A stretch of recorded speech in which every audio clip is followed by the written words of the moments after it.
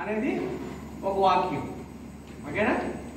3 రోజుల నుంచి 3 రోజులు నుండి వర్షాలు పడుతున్నాయి, వానలు పడుతున్నాయి. 3 రోజుల నుంచి వానలు పడుతున్నాయి. ఇది మాట్లాడారా?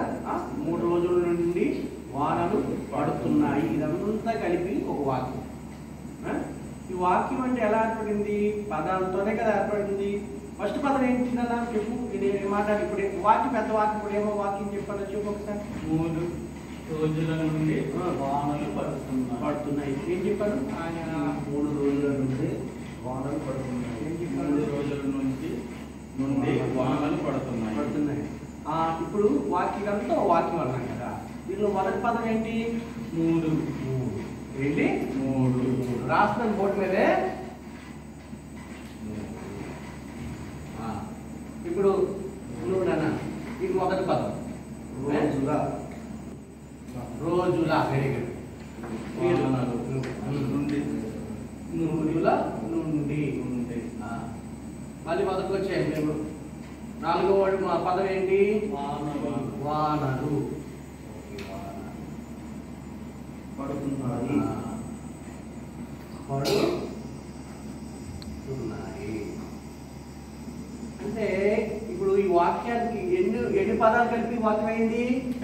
5 పదాలు. 5 పదాలతో ఈ వాక్యం కంప్లీట్ అయింది. అయితే ఇప్పుడు మనము మొదటి పదం తీసుకుందాం. మొదటి పదం కనపడుతుందా బోర్డు? మొదటి పదంలో ఎన్ని అక్షరాలు ఉన్నాయి? ఎన్ని అక్షరాలు ఉన్నాయి? 2 అక్షరాలు. ఎన్ని అక్షరాలు ఉన్నాయి? మొదటి అక్షరం ఏంటి? అక్షరం నువ్వు. ఈ మూ ఏ గురింటూనే ఉంటది. మూ ఏ గురింటు? గురించి ఎక్కడి స్టార్ట్ అవుతుంది? గురింతలు మనకి కాలు నుంచి స్టార్ట్ అవుతుంది కదా. గుడ్. ఎక్కడ ఫస్ట్ చదివింది? మా